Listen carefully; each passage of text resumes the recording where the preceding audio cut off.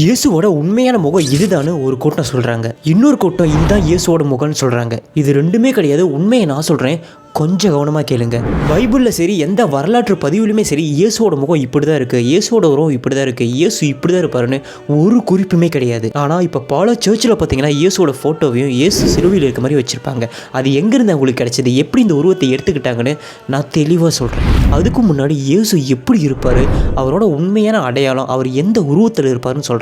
இயேசுவோட நிறம் வெள்ளை நிறத்துலையோ இல்லை கருப்பு நிறத்துலையோ இருக்காது. அது ஒரு மாதிரி ப்ரௌன் நிறத்தில் இருக்கும். ஃபோட்டோஸில் காட்டுற மாதிரி இல்லை சிலையில் மாதிரி இயேசுவுக்கு லாங் ஹேர் இருக்காது. அது அப்படியே ரொம்ப கருப்பாக ஒரு மாதிரி கேர்லிங்கான ஒரு ஹேர் தான் இருக்கும். இயேசுக்கு மிகப்பெரிய அளவிலான தாடி வந்திருக்கு.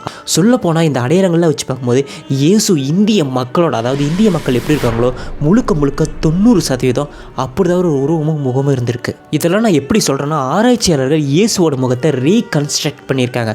ஸோ அதுலேருந்து தான் அவங்களுக்கு இந்த விஷயம்லாம் தெரிய வந்திருக்கு. ஸோ அதுக்காக தான் பைபிளில் ஒரு இடத்துல கூட இயேசு இப்படி இருந்தார், இப்படி தான் இருந்தார்னு சொல்லி ஒரு தகவலுமே கொடுக்கல.